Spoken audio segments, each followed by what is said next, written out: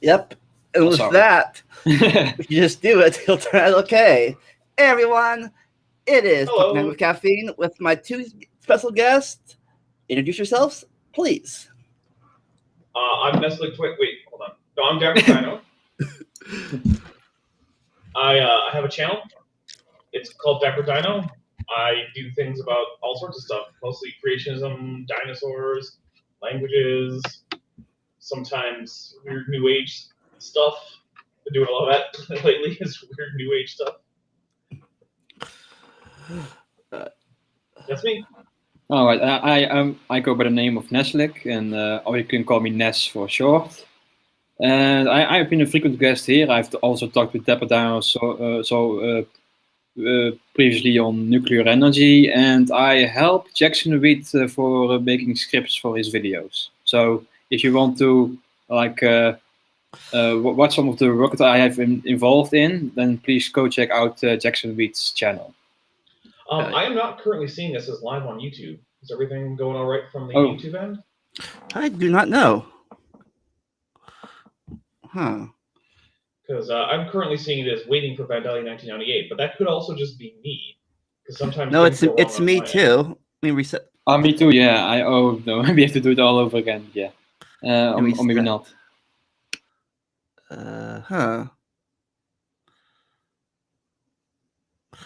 I do not know. That's a good question.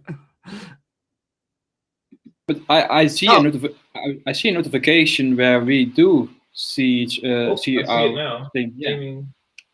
Oh, apparently we're streaming World of Warcraft. Okay, that's weird.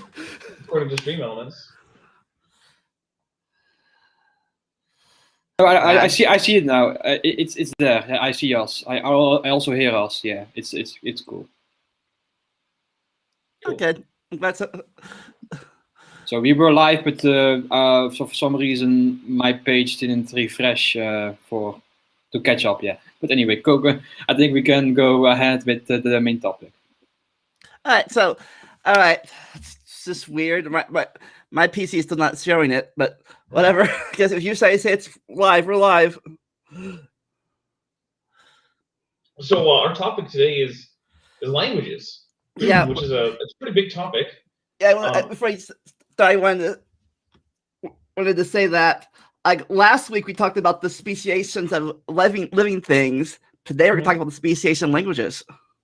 Yeah, well, there's actually a lot of interesting commonalities between biological evolution and language. Probably the most interesting of which is that languages form family trees in essentially the same way as living things do. And so rather than having genes, they have things like words and morphemes and grammatical features that vary over time and also in different places. And they change as time progresses. Mm-hmm. And so when you have a group of speakers that is separated from another group of speakers of the same language, they'll start to vary in different ways. And if they don't come back into contact soon enough, they'll drift away to the point that the two populations can't immediately understand each other without learning the other person's mode of speaking, at which point you essentially have two languages. And it's microevolutionary, and it's not designed from the top down. Mm-hmm. Right.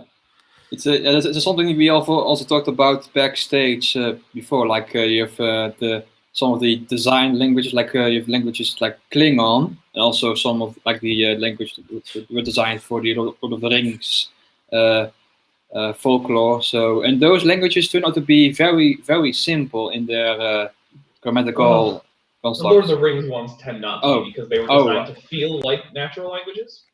But that's actually one of the interesting things is that if you there's this hobby that exists, and sometimes it can be a bit of a profession. Like there are some professionals at this, but it's called conlanging, which stands for conlanging stands for constructed language, right?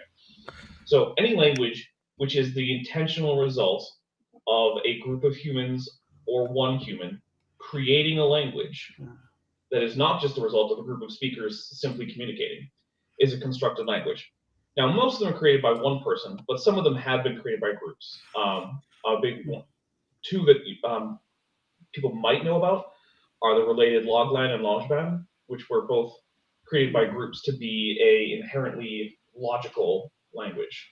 So their grammar follows closely with various rules of formal logic, which basically means speaking a sentence in Mojibon is a lot like just saying out loud. Like, you ever see that, like, logical, like, Boolean algebra? Yeah. Yeah. Mojibon sentences. They must be fun at parties. They do have parties where everyone speaks only Lojban. I was going to go, but no, neither am I. But one of the interesting things about this is that unless people try really hard to not make it this way, constructed languages tend to be very regular and fairly simple. And natural languages tend to be full of irregularities and very complicated.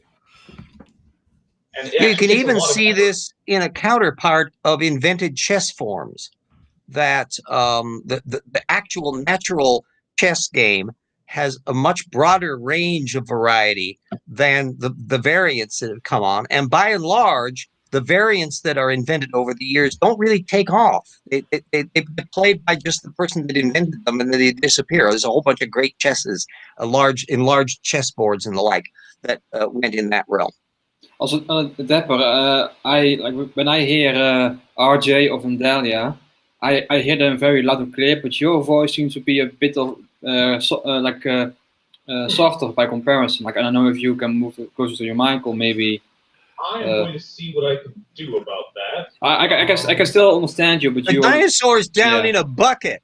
Yeah, it sounds like you're down a well a bit. Yeah. I apologize for being slightly late, because my discussion with John Richards on his show went long. We had a delightful time on there, and so I was just barely. Oh, I got another show out going 2:00. Do I sound any better now? Yes. Oh, much better. Much better. Yeah. Now I have a question. The human genetics started over in Africa. Is that where the human language root is too? So the answer to that is probably, with a whole big old question mark. So one of the problems that we have is languages evolve much, much faster than organisms do. And so we are now at the point where human languages have diverged to the point that it's probably not recoverable after a certain point which groups are related to others. Mm-hmm. So for instance, are Afro-Asiatic languages related to Indo-European languages?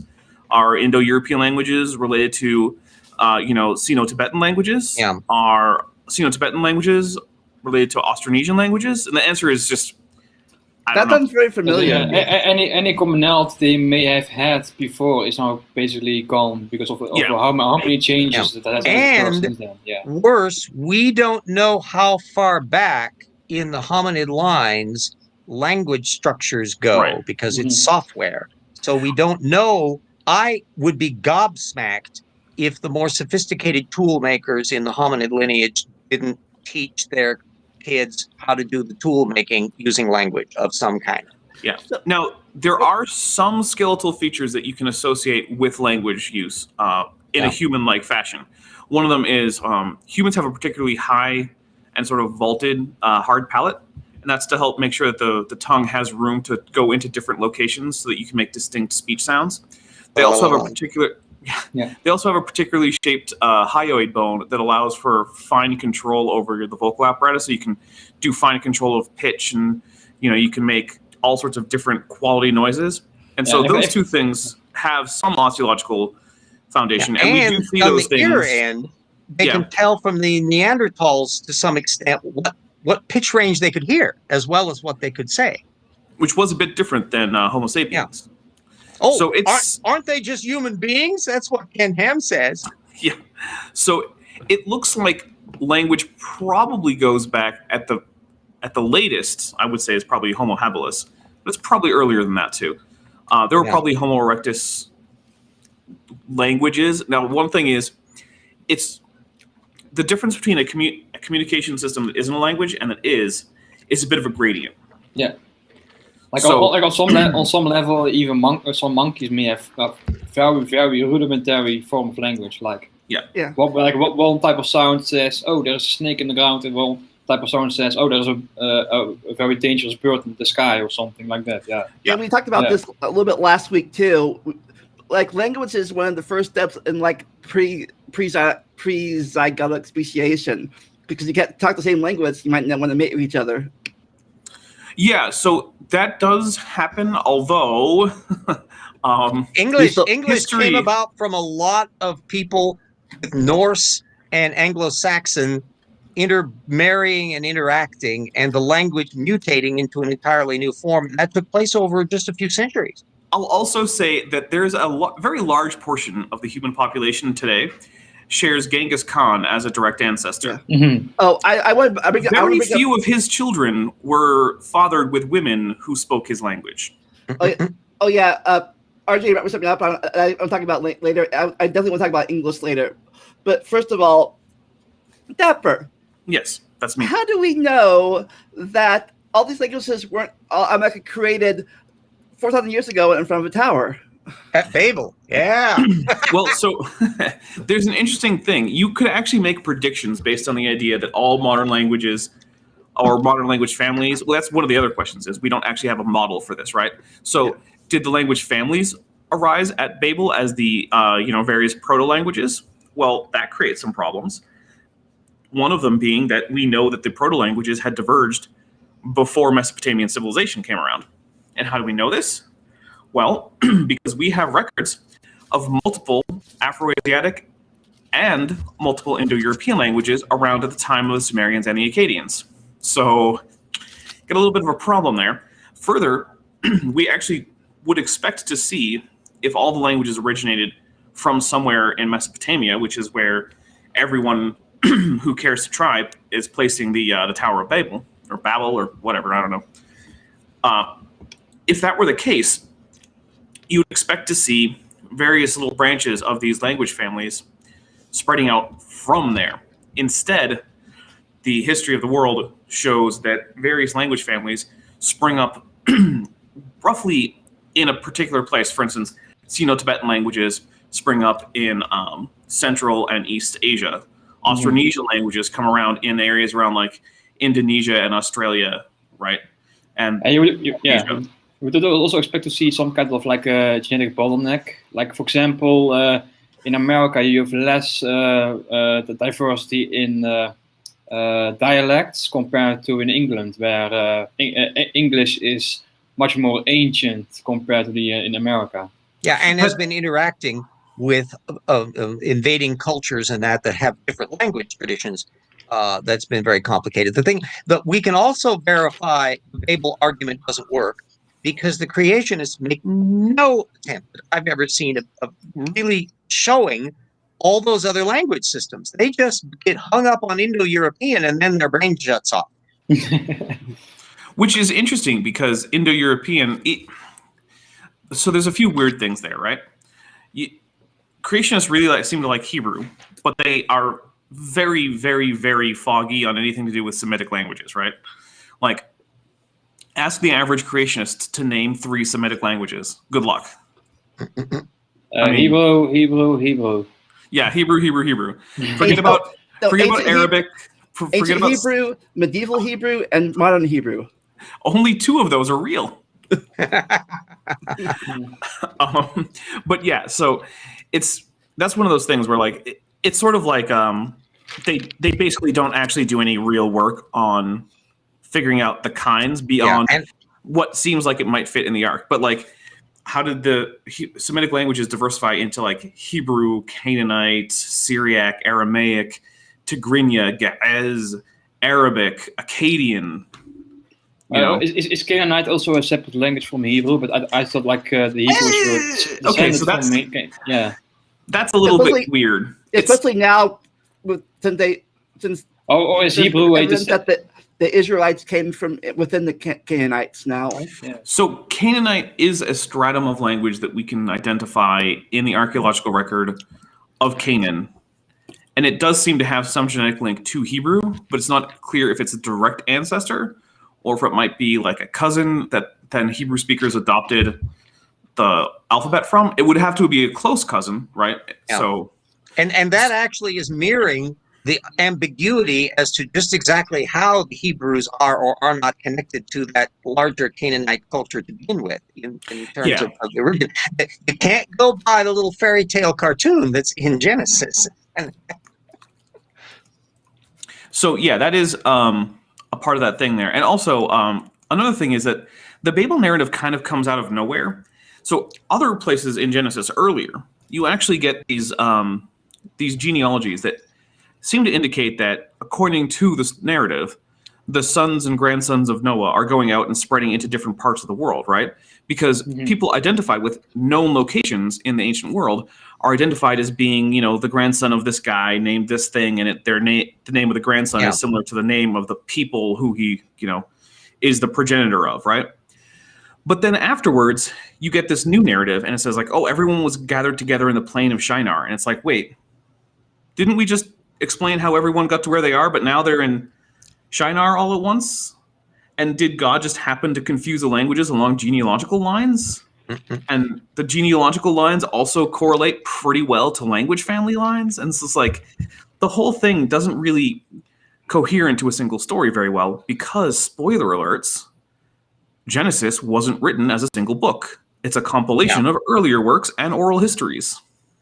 It would be as though we were hearing a narrative that said, and Alabama moved to Idaho and smite the Washingtonians. Speaking of that, kind of same topic, but same topic. People, how they say that they have so many generations. They say generations after the ark. They try to have the population, spread out.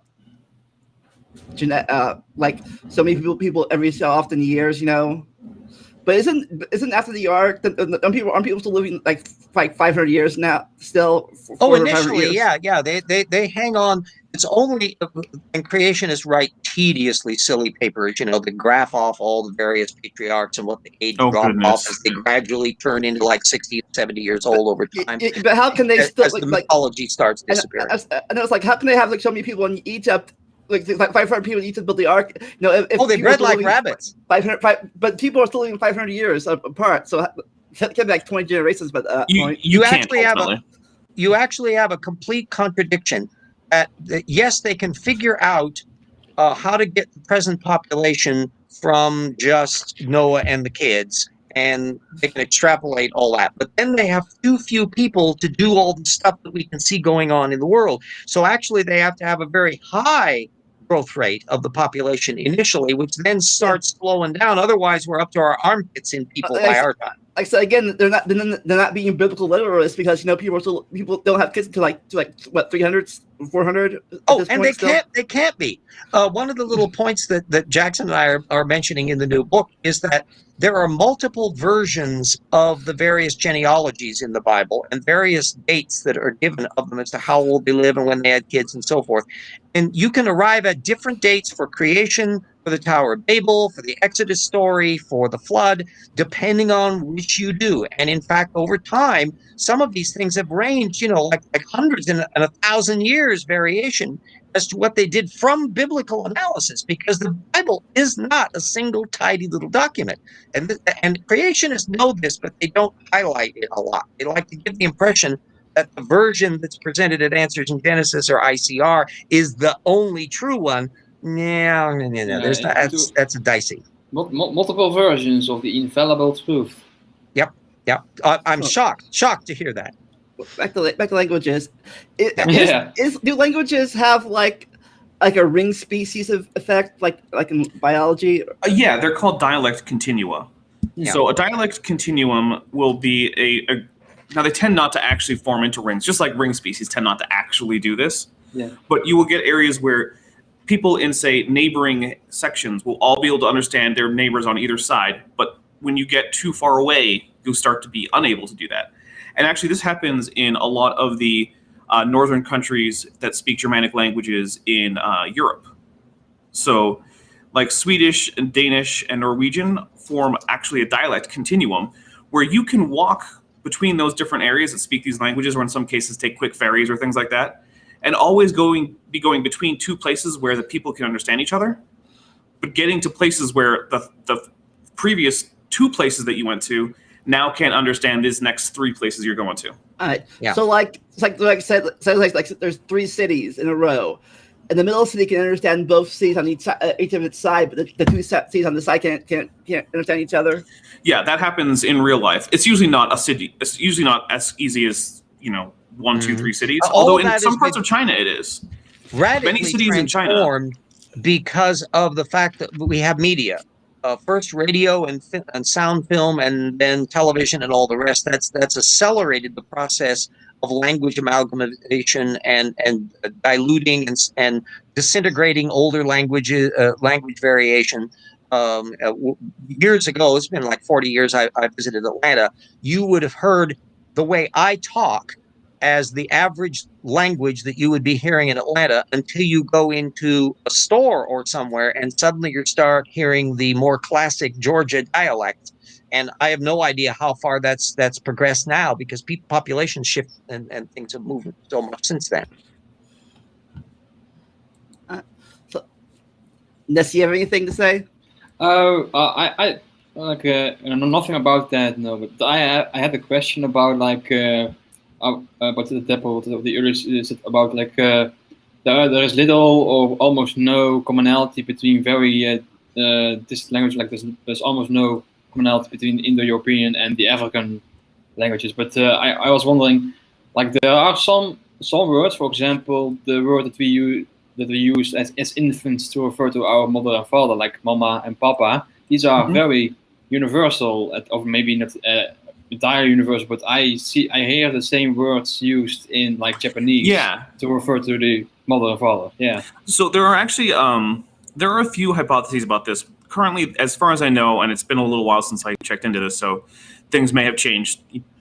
Check the literature yourself. But when last I looked into it, the leading hypothesis was basically that a sequence of 2 bilabial stops, whether nasalized or not, followed by an open unrounded vowel, is just very, very easy for an infant to say. And it's very easy for them to make both of those. And it's not clear why there's a tendency for the nasalized bilabial stop to be associated with the mother and the non-nasalized to be associated with the father. And it's interesting to note that papa and baba both occur with similar frequency for father in many languages. So sometimes they are switched between... in different languages, they are switched sometimes, but it does seem to be a tendency for the nasalized to be associated with the female parent, and the non-nasalized stop to be associated with the male. What does it mean, nasalized? So mama is nasalized because the M, you divert some of the airflow through your nose. Oh, nasal. Oh, now I know. I understand. Yeah, nasalized. Yeah. So it's not, as far as I know, it's not very clear why there seems to be that tendency. It also isn't necessarily the case that there really is that tendency. That could be a sampling error. So maybe a lot of problems come. Is the nasalized more easier to pronounce than the non-nasalized? Not really, no. But it's an easy distinction for a baby to make, is to either do that or not. Yeah. Some words do have kind of structure as to how they relate to things, and this can even relate to gibberish. The famous one being the takeda and maluma, gibberish words that if you ask somebody, if you what a maluma is versus a takeda, and you have like a roundy thing versus a very angular thing, that people across cultural boundaries and languages would call the angular one a takeda and the rounded one a maluma. There are similar experiments. There are a number of things that seem to be cross-cultural, sort of like sound associations, and stops and closed or fronted vowels tend to be associated with sharp or smaller things, and fricatives or glides or open or rounded vowels tend to be more associated with big or soft or rounded things. But there are notable exceptions. For instance, in English, the word small is all made up of words that you would associate with big round things. And the word big is, all associated with things that you would think of as small and pointy. The ones to study on here, Steven Pinker has written on a lot of this stuff, John McWhorter more recently, and about the kind of deep roots and structure of language. That we're instantly hampered by the fact that we can't know what a Neanderthal said, if anything. We can't know what Homo erectus might have been saying, and even early humans. We don't know what their language could be. So everything has to be done by paleolinguistics, burrowing backwards from extant languages and paying attention to the population and biogeography of those populations, and trying to look at neurological studies as to what goes on in the brain. There's an awful lot of ongoing work to work out. We know that nouns and verbs, for example, are processed in specialized areas in the brain, and why that's turned out to be the case, and what kind of structural contingencies have dictated forms of language independent of what people want to do to them consciously. That's still ongoing research. So we just got to put question mark, question mark, question mark. Yeah. I wonder, is there maybe a hierarchical relation between like words and grammar? Like, for example, in the organism taxonomy, like some traits are more ancient, more widespread, and therefore more ancient than in others. A way, and maybe I it's also in suspect language too. Some of it has to do with the sequence in which sensory information is processed. One of the examples Pinker would point out is that we would say a big red ball. We would not say a red big ball. That there's kind of ways that we cluster things together in adjectives, and that may be clues to how we process information in the brain that get an internal hierarchy going. One of the areas that I think will be fantastically useful, if it can ever be broken, is figuring out what, if anything, is linguistic about cetacean communication. Because they are a different line from us little primates, and yet they have seemingly very sophisticated communication, things that may very well be built on such a completely different grammatical internal structure because of the evolutionary history of their brains, that it's really an alien language. And if we can crack that, that would be illuminate why our language system developed the way it did. But before I get to my question, AJ, you have anything to say about this topic? Is my audio okay, guys? Is it? Yeah, I hear you fine. Yeah. Well, cetaceans, they communicate with echolocation, right? Or whale songs, like, is that what you're talking about? Or well, it's partly, one is that you can't whisper. Everything is public. But the other issue has to do with the fact that they have something we can't do. We can't walk up to somebody and hum at them and see inside their body. And so there's a whole bunch of structural dynamics that are going on. Their brain never completely shuts down. They don't. Half of the brain sleeps in dolphins while the other's awake. And the structure of how their language structure would be going, that we can't seem to get past the "Hi, I'm Susie" name card category. And I suspect if there's a complex language structure there, it's because it's built on such a completely different sensory processing that it's weirdly alien to us. For example, it would be as if I came up to you and said, "Hi, the Titanic is sinking. I'm looking away from you," means different than if I look you in the eye when I say that. That there could be a spatial context that is utterly unknown in the language processing that we have, that would make it extremely difficult to deal with. The thing that's mysterious about our language, independent of whales and cetaceans, has to do with why it's grammatical, why nouns, verbs, direct objects, that languages, most languages, and Dapper can clarify this if I'm making a mistake on there. My understanding is that it looks like early languages are highly inflected in the way that Latin and the German still is, and all that, with cases and all of that. But what's the language we're speaking is a weird mutant that is a word order language. It's not inflected in the way our ancestral forms of it were. Anglo-Saxon and all the root languages were highly inflected. We've dropped all of that. So we've mutated. We're speaking a very atypical language. Well, I think it's interesting to look at it as a language, but when humans developed Morse code, I mean, that's easy for us to understand because you have like dots and dashes, but with a whale communication, it's just like these long whale calls that are so loud. I think submarines can even pick them up on their radar or their sonar. Oh yeah, they're meant to be heard over a long distance, and there's a clear social content. And I don't think all whales do singing of that sort. Not all whales do echolocation, so we're also talking about very specialized subsets here. Whereas one thing that is universal for humans, we all do language. Well, humans, we not only communicate with language, but also with our facial expressions and body movements and hands. And I'm not sure if whales are communicating from 2 miles away. They kind of lack again, that. Yeah, it's a very different dynamic. And by the way, that talking with your hands thing is not accidental. That an awful lot of what they have learned about the core brain systems that are used in language processing, they are actually hitchhiking on the ones primates use for hand gestures, not vocal calls. That's kind of a sidebar. So there's an argument that it can be made that aspects of language may have come from mime and gesturing, not acoustic signaling. Well, who is doing the potato chip? Vandalia. Sorry.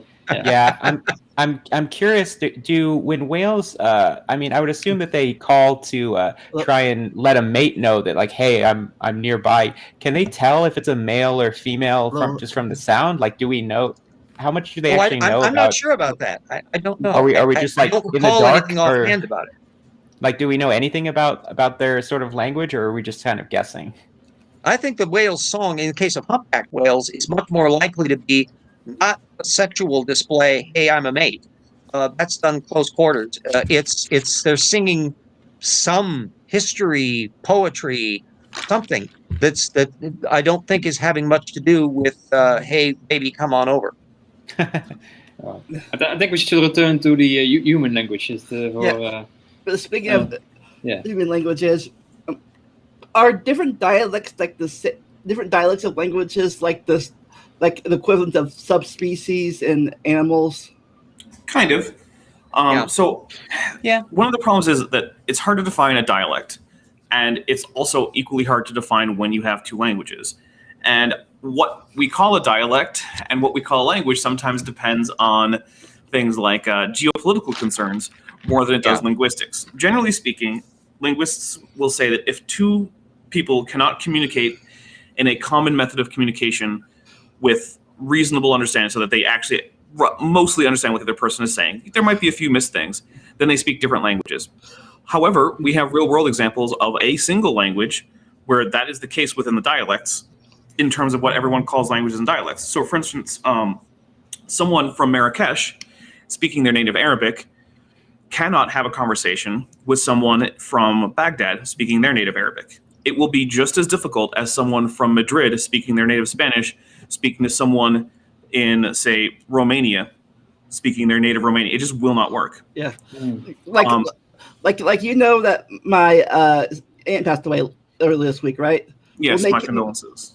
Thank you. But when they came up a few years ago, and I was 10, sometimes the way they lived, their family lived in Tennessee, and sometimes when they talked, I'm like, what? And only 2 days away. I'm like, well, and the dialects were so specific that it's changing within our lifetimes. But certainly when I was younger, that the dialects were so specialized that linguists could tell exactly where you were from by how you talk, because they were so specialized that there was no such thing as the Southern accent. It was Tennessee, Alabama, Arkansas, that they all had their own particular little sub details. Yeah, I mean, I'm from Texas, but I don't really think I have like a Southern accent. But I know in the UK, it's changed dramatically from the time frame as people have moved around and everything has become televisionized.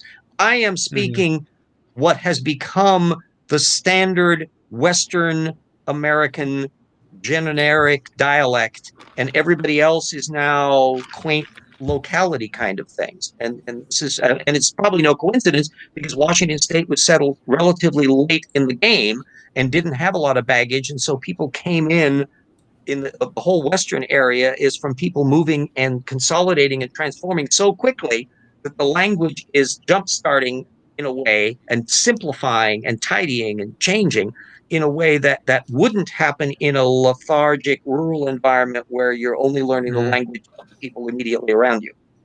Yeah, I know in the United Kingdom, you can really tell if somebody's like from South London or if they're Scottish, or I know it's very distinct over there still, which is in a relatively small area. The size of Idaho. Yeah, I heard over in England,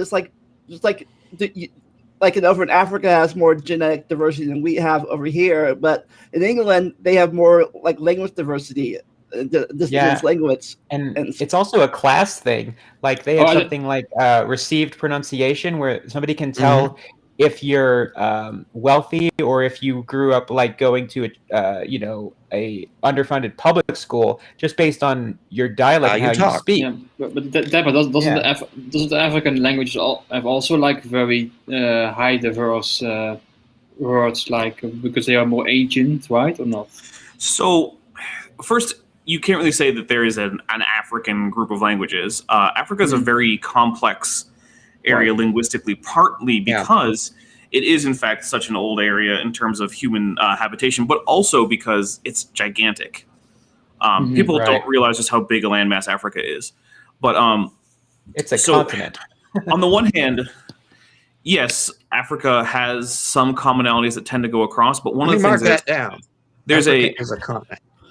There's a phenomenon that can't talk. There's a phenomenon in linguistics called areal features or areal linguistics, which is the spread of features of a language not through genetic descent, but through spread across an area on the surface of the Earth by contact, right? So you can think of this, if you want to keep with the analogy to biological evolution, as horizontal gene transfer. And even some latitudinal gradients. Aren't there examples of where as languages move north or south, that there is a tendency to change some of the consonant pronunciations in the thing just naturally, independent of the language? Those studies are not uncontroversial, is what I will say about that. Okay, thank you for the note. Yes, those are... The answer to those is it's a very interesting thought to think about, but it's a very big maybe. Maybe. Don't slap Jim. Go on, Dapper. Sorry. So one of the things that has complicated with African languages is there's actually a really high amount of areal features that occur in certain areas in Africa, but then the languages that are acquiring these areal features themselves then seem to be a bit more closely related to each other than perhaps they are. So there's actually a whole lot of work in Africa trying to tease together which languages are actually genetically linked versus which ones are only similar because of areal features, versus in some cases, perhaps, are some of the languages that are now seen as long-standing natural languages actually Creoles that started from a trade pigeon? Maybe. And I think you also have to factor in colonialism.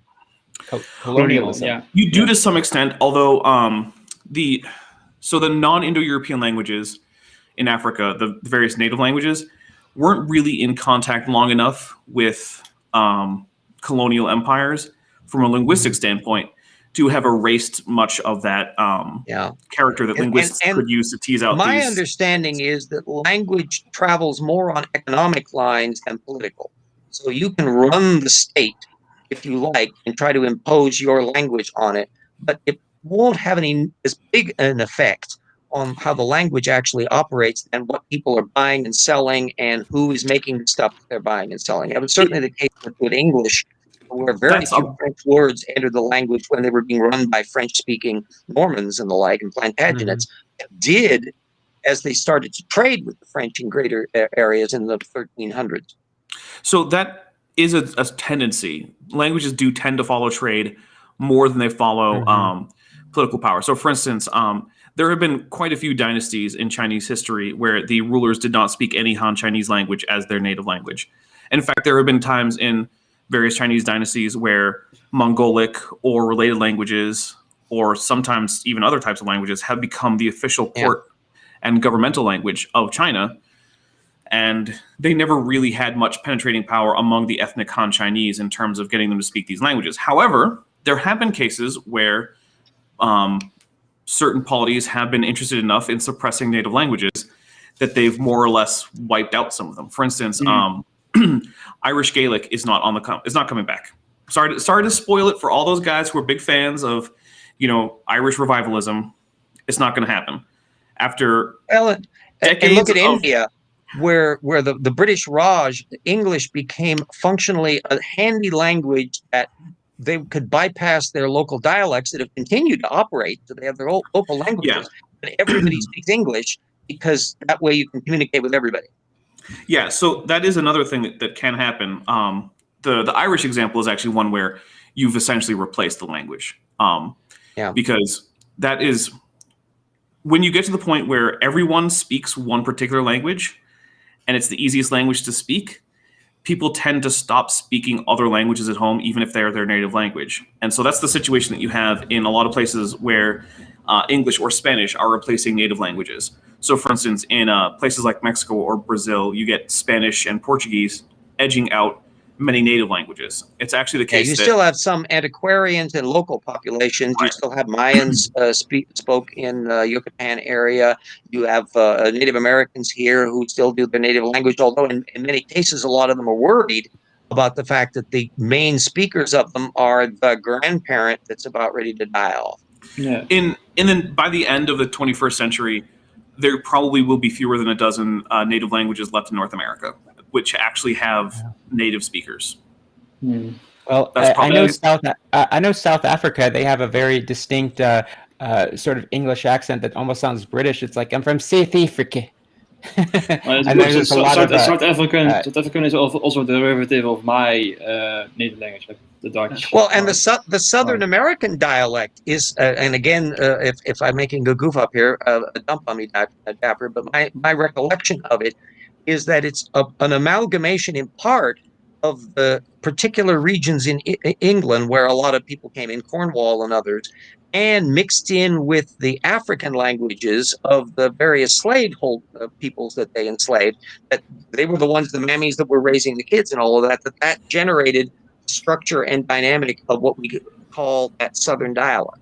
So that is broadly true, although it is also the case that African American language use in the southern United States did remain fairly distinct from general use by white Americans in the southern United States, even after slavery. This is one of the reasons why people speaking African American vernacular English in very disparate parts of the country will all sound very similar to each other, but people speaking local dialects that are in common use among the white population can have significant differences even just across state lines that are for adjacent states.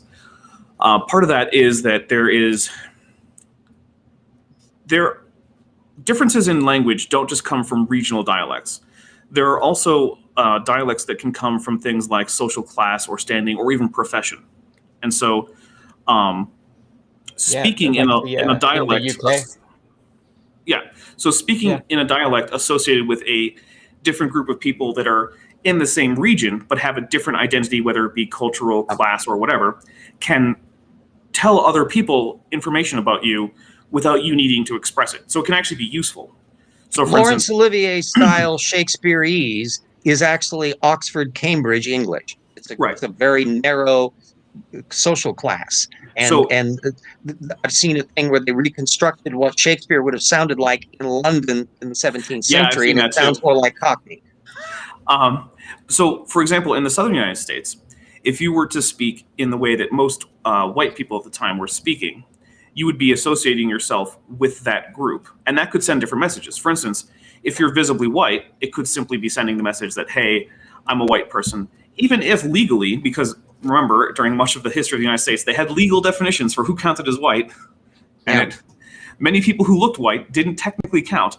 But if you spoke in a manner that identified you with white people, you could often pass as a white person and then use the various facilities and businesses open to white people. On the other hand, if you were, say, a black person and you started to speak in the way that most of the white people were speaking, depending on what the situation is, that could be seen as a challenge to the upper class, if you will, of the time. Or it could be, if you're, say, a professional who owns a business, it could be that you're trying to, integrate yourself into the wider economy, and that might have a more positive reaction because you're kind of indicating that, hey, look, I have a business, or I'm, this professional, and I'm with you guys. That might generate a positive reaction there. And that kind of thing happens all throughout history. Like you said, we have the received pronunciation taught in the upper class British schools, but that's not anyone. My Fair Lady, a play and movie. That's exactly what it's about. You are, and people perceive you to be how you speak. Right.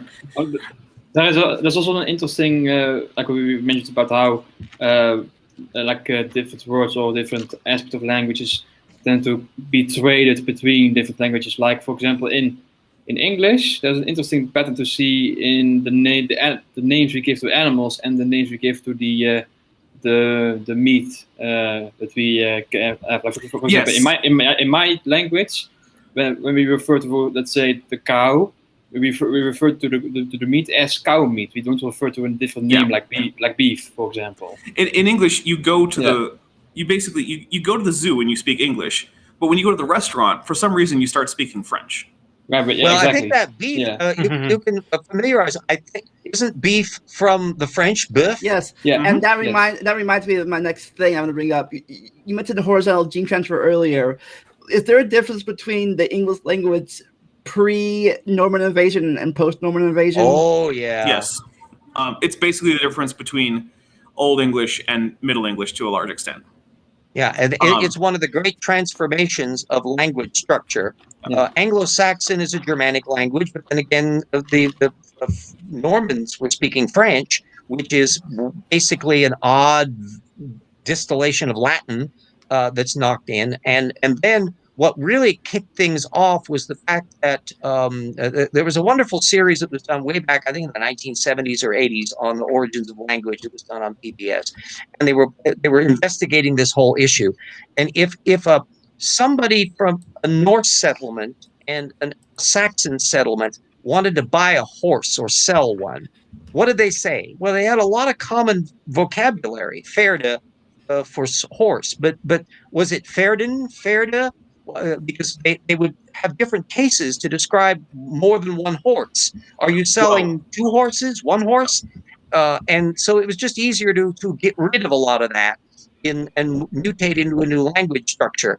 And it took place comparatively. If you move from Chaucer down to Shakespeare, the sea change has already taken place. Yeah, a lot of the grammar changes were very... There were very few grammar changes from Chaucer to Shakespeare as compared to, say, from the writer of Beowulf to Chaucer. Yeah. Mm-hmm.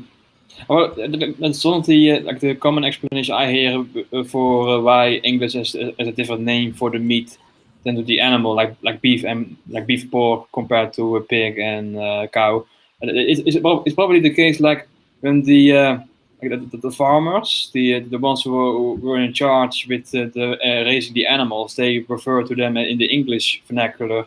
But when the nobility who enjoyed eating the actual meat, they more often spoke in perhaps, French. But the major factor is English is a word thief language. There is no language on earth that steals words from other languages with such abandon as English, which is why English language dictionaries are so much bigger than everybody else, and it makes pronunciation a pain because we've stolen from so many different languages with so many different pronunciation modes and modified them that it's hard to get a spelling convention. The I before E except after C is because we've stolen a bunch of French words that are spelled differently than English.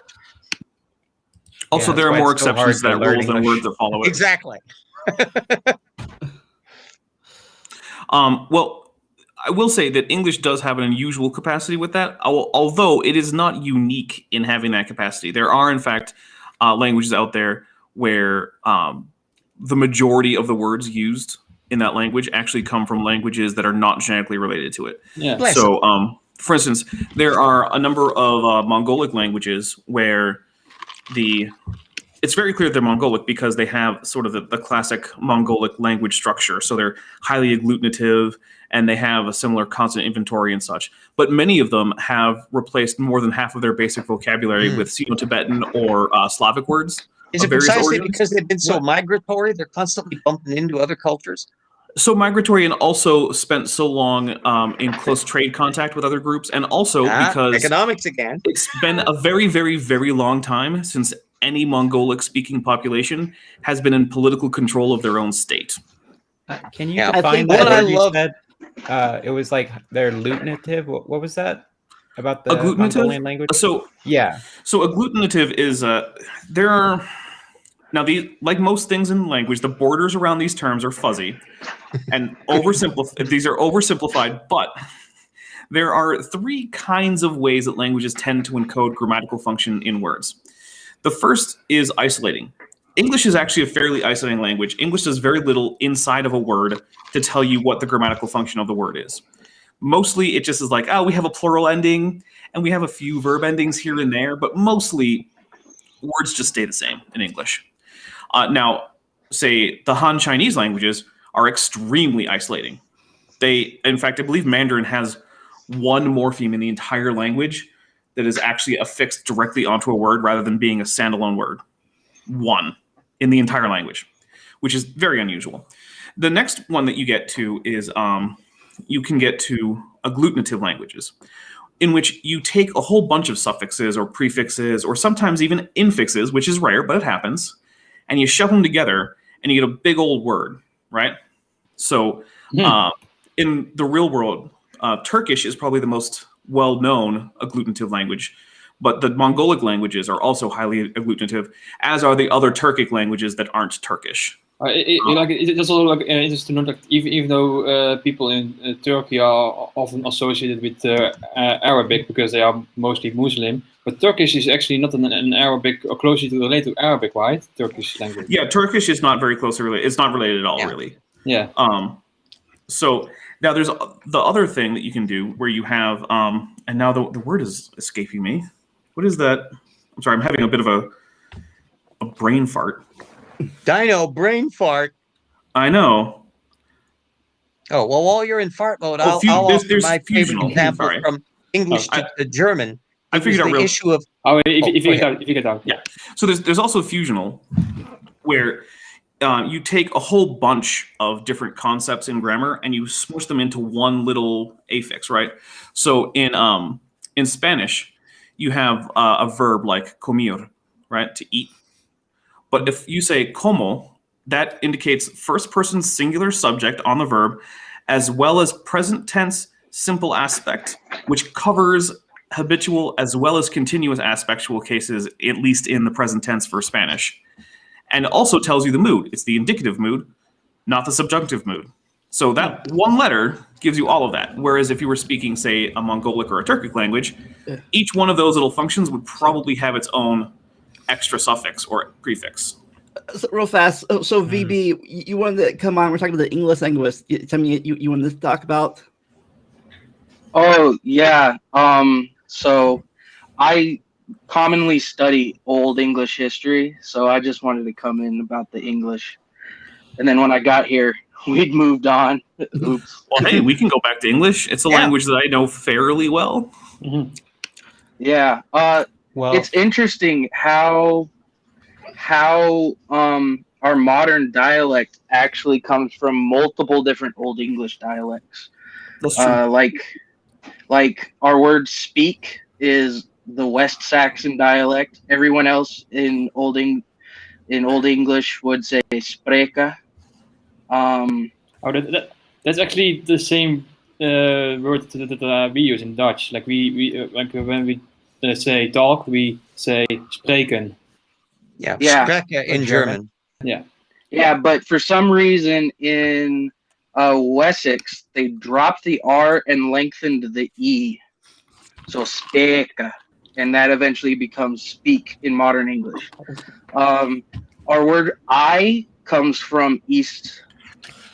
It was either East Anglian or Essex dialect, because in Northumbria you have eek. In German, else. it's eek. They've just shortened. They've lopped off the stuff. So a language can evolve by removing side features and cleaning it up, tidying it up, shorthanding it. Well, in East Anglia and Essex, the word was actually ich. So the K had become German. Yeah, the K had almost become just a H instead. And everywhere else, it even happens in German where they habitually spell words with a TH in them, but they don't pronounce TH. It's pronounced as a hard T. Well, to be fair, that sound right there, the dental fricative, is one of the rarest sounds in all human languages. It's a ridiculously stupid sound. Yeah. The Greeks have that, and Castilian Spanish, I guess, has it. Yeah. Oh, yeah. Spanish. Yeah, when I speak Spanish, I say gracias instead because I learned from a Spaniard. Well, one So one thing I like gracias about instead of Spanish, gracias. I like about Spanish that it has over the English language is that it has the feminine and masculine nouns, and that makes it a lot simpler to learn the language versus English. Well, English used to have them back in the day, but they got rid of them because of the confusion between all the competing figures. As to the word thief thing, my favorite one that I learned when I was learning German is that what we would call armistice talks. Armistice is just glommed onto from French. They just stole the word. In German, they had to be fussy and have a proper German word. So they have Waffenstillstandverhandlungen. Wait, real fast. Does someone out there want to be a guest star? I hear some like I hear dog for I want to be on camera or Ein something. Hund. Oh, sorry, that must be my dog Maestro. Scheiße. He howls a lot. Der Hund spricht. Well, speaking of gender, one thing that's interesting is actually there's two things that are interesting about languages cross-linguistically with regards to gender. One is that many languages have gender systems that do not fall into masculine and feminine and neuter categories. Now, one thing that you'll sometimes hear language speak or teachers say is that the gender in languages like French or Spanish, it's arbitrary and has nothing to do with, male or femaleness. That's a lie. And here's how you can tell it's a lie. Because words for humans have an extremely strong tendency to align with the gender of the referent. Yeah, that's an important thing. And what tends to happen for other words is they get associated with a gender based on how they sound, right? So if there isn't an obvious actual gender to associate with a referent, like a table or a chair or something, if there's something about the word that makes it sound similar to the way that you attach, endings or something to make a word for a human, masculine or feminine, it ends up falling into that gender. But another interesting thing is many languages have gender systems that, nothing about masculine, feminine, or neuter. They, for instance, Swahili has about 16 genders, none of which are masculine or feminine. And the Navajo has, I think, somewhere around 6 noun classes, which are technically genders. And again, none of them are. What are they focusing on? What are the systematic criteria for what is one gender versus another, say in Swahili? So in Swahili, you have a whole bunch of different things. There are genders that indicate as a sort of general grab bag for inanimate objects. There's gender indicating things that are particularly dangerous. So certain kinds of snakes or other type of things fall into this particular gender. There's a gender for general animate objects that don't fall into other categories. The utilitarian classification system. That's the kind of not only is it a heck of a utilitarian classification system, but also because Swahili uses double marking on verbs but doesn't mark for a grammatical case on nouns, the gender system is important to determining what words are the subject and object of sentences in Swahili. Because in Swahili, you double mark verbs for the person and gender in both second and third persons for both subject and object. And then the actual nouns in the sentence or pronouns are simply put in there where the speaker would like them for various like dialect or discourse level phenomena. But the way that you disambiguate which one is the subject and which one is the object or the indirect object is by paying attention to which genders were used on the marking on the verb and what they correlate to in the sentence. So if you were to try to ignore the gender system in Swahili, it would quickly become incomprehensible. You mentioned pronouns right now, so I want you to settle this for me because I was watching a clip from Ben Shapiro where he says that the word them or they has never been a singular pronoun, and I'm like, that is incorrect. True. Yeah. So so this is a bit of a weird, complicated distinction that is way beyond what you normally get in English class in school, right? They has for centuries been used as an option for a gender indeterminate singular third person pronoun, which is one of the reasons why people will often feel uncomfortable calling a particular person they know about they, because the actual use that has been typical in English is you can use they for a third person if you don't know the and gender. that's how I've used it for all my life. Right. So for centuries now, this has been an option for if you're saying some indefinite person of irrelevant gender, right? So like you can say like if someone wants to come into the bakery, they can buy this loaf of bread, but I'm not going to sell it to them from the street. The reason you're using if I were in scholarship, this is why it came in, because I'm from a scholarly world. If you have a paper by K. Smith, do you say he or she or they? Because you don't know the gender. Right. On the other hand, it is an extremely new idea to use the third person plural, what's normally the third person plural pronoun, to refer to a particular individual whom you should generally be expected to know the gender of. Yeah. So that is, in fact, a highly unusual and novel feature that some people would like to introduce. But the reason there's pushback is because it is, in fact, a new use of that pronoun. So when people say, oh, it's never been a singular pronoun, you're wrong. Yeah, I just realized that you're right. Some names can be gender neutral, like Andy, short for Andrea or Andrew. Well, there are people who are gender nonconforming who want to be called they as their pronoun, and you have people like Ben Shapiro who want to push back against that because they're conservatives and they're trying to say that this has never been used as a singular pronoun, but it's just not true. Language is part of how we perceive the world. It's how we communicate, and any shifts in it scares the shit out of people. There are people that I know in the atheist community that just bristle when they hear somebody say ax instead of ask. And I'm going, excuse me, A, it's a dialect feature. B, it's popped up in language over and over again. It's not something that was invented by Black people. And there's a way that your tongue gets tangled up when you're saying some of these things. Or nuclear versus nuclear. Languages mutate. Just settle on it. It's okay. It's not the end of the world. It's always going to happen. Shut up and don't be a prick. So I do want to add a little bit to the whole they as a singular pronoun and Ben Shapiro's objection. Basically, Ben Shapiro is right in one way and wrong in another. He is very wrong when he says that they has never been used as a singular pronoun. However, he is correct that the attempts to use they as a pronoun for particular individuals who are gender nonconforming is in fact not the way that the word has ever been used historically. So, but it's not because it wasn't singular. It's because it didn't refer to particular individuals. It could only refer. It used to be used like if you didn't know the gender, then you said they. But if you knew the person, then it's either he or she. Yeah. It usually couldn't even be used if you knew the person, even if you didn't know the gender in particular. So, for instance, if you encountered stupid stuff in the chat. So, for instance. Historically, if you encountered a particular person that you could identify, but for some reason couldn't easily distinguish their gender, for instance, maybe I don't know, you're living in a village in Europe, and it's like the one African trader who comes by with a mask over his face.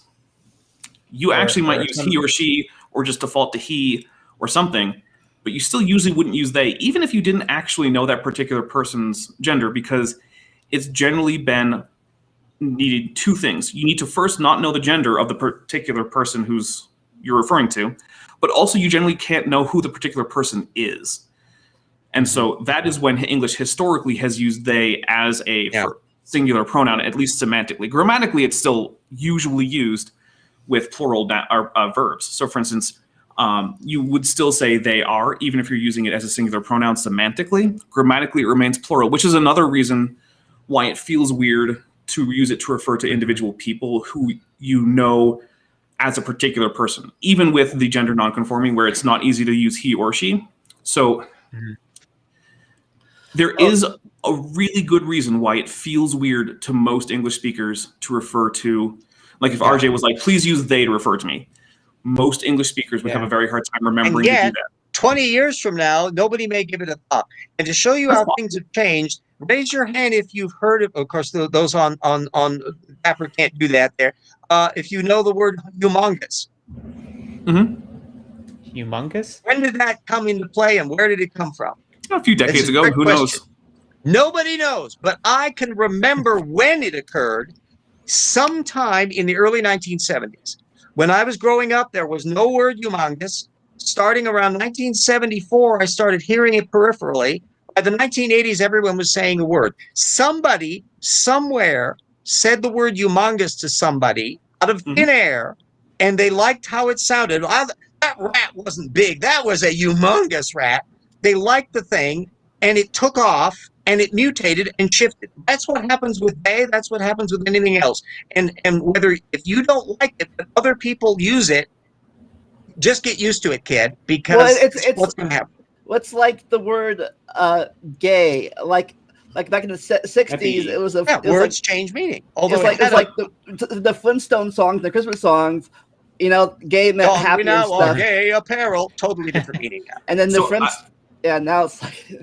I do want to answer the question from Kenny Hornickson, who has asked, "Do you know what evolution means to lie in Latin?" I hope you would do that. It does not. In fact, the word derives from the Latin verb evolvere, which is, that's the infinitive. The lexical form would be evolutio, so there's a weird thing about Latin where the lexical form is usually the first person singular present tense simple aspect, declarative mood. It happens in Greek too, whatever. But it means to unroll. Don't profess to do research around people who have actually done research. I think he was just pulling the leg, but I don't take him seriously. So no one should. No. The problem is that there is more than one word for to lie in Latin, but none of them are evolutio. That's not. Evolutio sounds like a character from Shakespeare. Well, I had a question about how different languages do counting. Like in English, you have after 19, you basically the French, weird French. I was going there. Yes, I was going there. But in English, you after 19, you have just 21, 22, and 32, 33, and such. But in French, after 60, it becomes really weird. And I don't know why it becomes like that. Well, I think in some respects it comes. Go ahead and take it.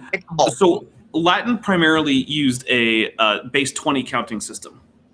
Bingo. And so the base 10 counting system was adopted ultimately from farther east. So basically, it was largely invented in India and then spread into Europe via the Arabs. And so what ended up happening is a lot of languages in Europe kind of adopted the decimal system. They certainly use it to write their numbers, but not all of them really adopted it in terms of speaking. So that's why you still get things like, in French, you can say things like 60-17, which means 77. Yeah, and 80 is like 420, 4 times 20, basically. Yeah, 4 20s. Well, you know what's weird? 4 20s and 19, that's 99.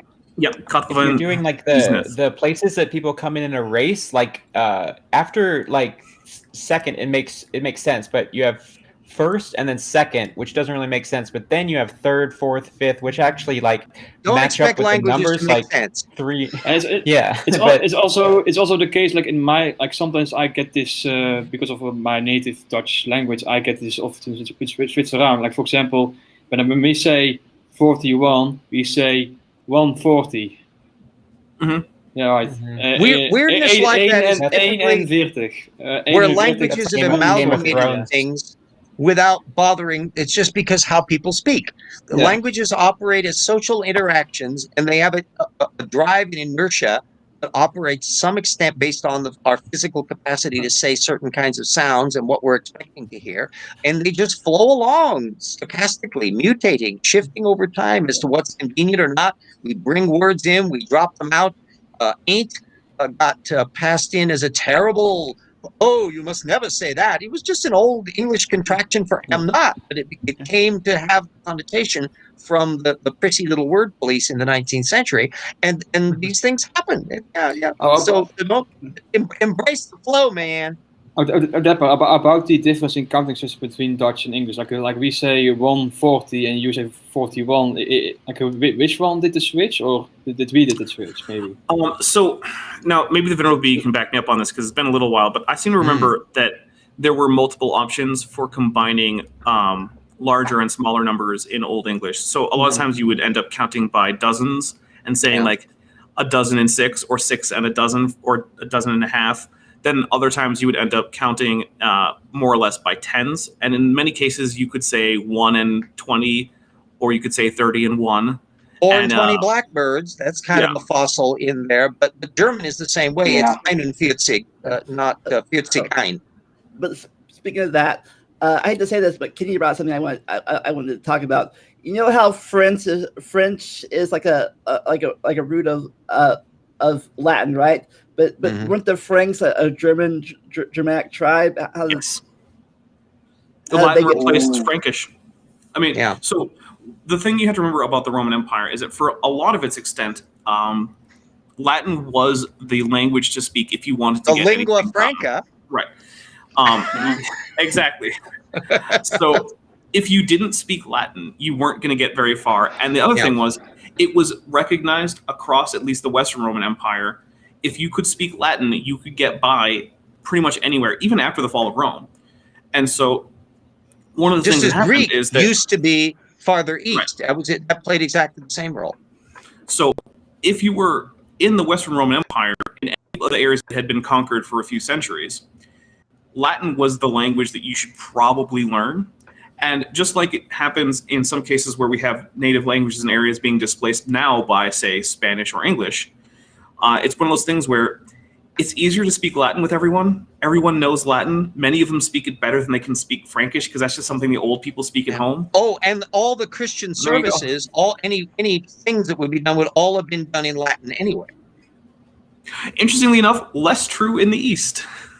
Yeah, there's more variation in there. And then it became, you had a pent-up demand for a native language Christianity in the West. And so that started to hit in the Reformation times when it was just really hot stuff. To imagine having an English language Bible or having liturgy conducted in English. Yeah, I remember from the, of course, it's a very popular fictional novel. Like the Da Vinci Code mentions that English used to be heretical according to the church. Well, right? there was a guy that was burned fictional. in Henry VIII's England for wanting to for publishing an English language version of the Bible. Well, that was probably I was just going to say, I feel like we're forgetting about religion when it comes to language and how it spreads. Yeah, I said that was probably before he decided to leave the Catholic Church, though. No, actually, he'd already separated from the church. Oh, no, English remained the Church of England mode was Catholicism light, and it sort of became the Episcopal Church over in the United States. And it was only quite a ways down the road that more puritanical streak, which is why they had a revolution of the Puritan style thing during the Commonwealth period in the next century. It was a tough, tumultuous period, and then they were throwing off wackaloons over here to the United States who were escaping from Britain because they didn't have the freedom to suppress people according to the religion thing. And so we're partly due to the flotsam and jetsam thrown off by all the religious squabbles that were going on in England. Of course, guess how popular Puritanism was with the average English countryman. Not exactly. Very. That's why they had to leave. Yeah, they couldn't stand them, and they were just as annoying over here when they settled. Oh yeah. In fact, Rhode Island was started because some woman got exiled from her Puritan church, and she brought a whole community with her. I thought it was Connecticut. Or might think something else. I might be misremembering. Yeah. They both were, I think. But yeah, it's funny. The Puritans left England for religious freedom, and as soon as they got there, they're like, okay, they wanted their religious freedom, which included the ability to suppress everybody else's religion. They didn't want religious freedom at all. They wanted their own religious hegemony. There's a big difference. No one involved here wanted religious freedom. They all wanted religious hegemony. They just wanted it to be their preferred religion. They were Christian Taliban. I mean, Maryland a little bit with the Catholics. They actually did set up. Oh yeah, later on there were pushes towards religious liberty because in both Europe and in the New World, it was seen that you can't really persist with a very strict religious hegemony, especially in a group where it's easier with something like Catholicism, right? Where you can have an authority that you can point to, and you can be like, look, this is the official thing of the church.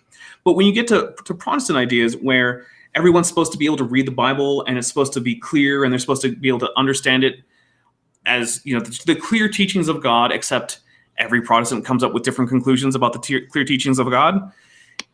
That's where you get thousands and thousands and thousands of little tiny splinter sects, which is not a thing that really happened up until the Reformation.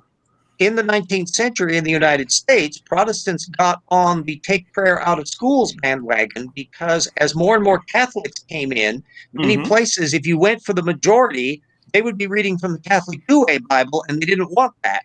And so the horror. And the Americans United for Church and State bunch started out as an anti-Catholic group and then got on a more libertarian freethinker mode, and in part because of the shifting position about that Catholic vote. It's ironic now that we're in a new era of strangeness because the majority of the people on the Supreme Court are conservative Roman Catholics now. Well, it's funny that you talk about, they're the ones that bring prayer back to school that never left, technically, except for officially, but they're the ones that took on in the first place. I mean, not the individuals, but yeah, there was a movement among Protestants to get rid of official school prayer. But it is also true that, yes, you are allowed to pray in school in the United States. Yeah, and still are. If you want to do that on your own, that's fine and dandy. Just don't do it during school time. We're busy doing the school thing. That was a position my mom had. My own personal memory in public school here in Spokane, Washington, in the late 1950s. And in very first grade, my mother, who was not religious, but she wasn't anti-religious per se, she didn't really care about it, but she discovered that I was being trotted down to a local church for like a half hour for some religious instruction. And she went ballistic. She said, no, excuse me, if I want my kid to learn religion, I'll decide that. That's not your job. I'm sending my kid to school to learn stuff. So she had me pulled out of that, and I had effectively a second break during the day because I would be spending the time by myself up in school, not going down to the Sky Pilot, as she would call them, to hear their religious indoctrination. And that was the 1950s. Right. It would be very hard to get away with any of that now. Yeah, there's been too many court rulings on that, although I'm sure people in the Mike Pence worldview would like to change that. I had a question about a particular word in the Indo-European languages. Like you have in Latin, you have the word for God is Deus, and that is related to the word for Zeus and also for Jupiter. And if you go all the way back to the Proto-Indo-European ancestor, you get to Deus Pater, which basically means the Sky Father, right? Yeah, that Sky Father archetype is very common in Indo-European language or Indo-European cultures, I should say. Yeah, so really, it's really like if you look at the Greek god like Zeus and also the Roman god Jupiter, they are not only are they have the same like the character of the god, like Zeus is the sky god and Jupiter is also the sky god in Roman, but even the names themselves are related. Etymology. How do you say it? You show me a religion that doesn't borrow profusely etymology. from other Etymology, religions, they are I'll related show by you a etymology, religion nobody believes in. Even the names are related by etymology too. It's actually kind of weird that the Germanic people, their version of Deus Pater is Tew in Tuesday, but he didn't have the same place as Zeus or Jupiter. Yeah. Although the closest analogy I can think of in Germanic religion is like Odin, or not? Or maybe I'm like mistaken thinking like maybe Odin isn't not even related to Zeus, right? Well, no. Odin is more of a wisdom god than Now, quick question: is there like an equivalent or difference between the way spoken languages evolve and written languages? Ooh, one or... Well, a lot of English spelling preserves archaic pronunciation. Yeah. For instance, the knight, like the warrior, K-N-I-G-H-T, yet none of those were silent letters originally. Hmm. And what is made odd, English is so different now from German because we really easily drop any of the phonetics, whereas one at least nice thing about German is relentlessly phonetic. And so when they borrow words like psychiatry, they literally pronounce the words. So it's a psychiatry. We say psychiatry, yeah. So we also say that, yeah. Whereas we'll take that French approach, which just dissolves word consonants and the like. It will eliminate and mush stuff together again, and it takes on a life of its own. So it must make English very intimidating for foreigners to learn because of that weird vocabulary that seems so inconsistent and squishy. Yeah, like for the longest time, I might remember history wrong here. Of course, I'm only an amateur, but like only like monks and scribes could write and like transfer, like say the Bible or whatever, and they usually wrote in Latin. But it was like that's not really, that's a bit of a myth that literacy was generally only restricted in medieval Europe to clerics. So now certainly, so the thing is, in the Middle Ages, in the medieval period, the Middle Ages, whatever you want to call them, to be literate meant to know how to write and read Latin. Mm-hmm. However, nowadays we don't define it that way. If you can write and read any one language, we consider you to be literate. By that definition, almost everyone in medieval Europe was literate. We have lots of examples of medieval graffiti, letters to family members, quick little notes, shopping lists, things like that. So virtually everyone could read their own language. There usually wasn't a codified spelling system, but there was usually a fairly small number of ways to use the various letters of the Latin alphabet to represent, say, your English language, or the Cyrillic alphabet, you know, if you're in medieval Russia or whatever, right? And so we have a lot of examples of writing from common folk in the archaeological record and even in some historical documents. So that's more of a myth than an actual fact. That was more true in times like the Bronze Age, when most writing was done by highly trained scribes in very complicated systems that use a lot of logograms and were often guilds in the case that if you knew how to write and writing was power, you were the ones that wrote the sacred scripts to get the pharaoh into the afterlife in the Book of the Dead.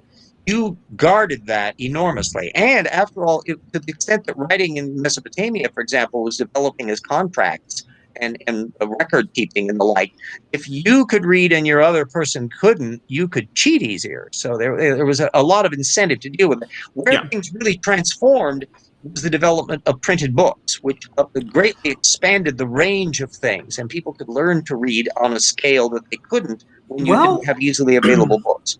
Kind of, because one of the things was that even in the late Bronze Age and through the Iron Age, general ability to read at a basic level was becoming more and more frequent. So, for instance, by well before, say, the Hellenistic period in Egypt, most people could read and write Demotic. And even during the late period, which is before the Hellenistic period, most people could read hieratic.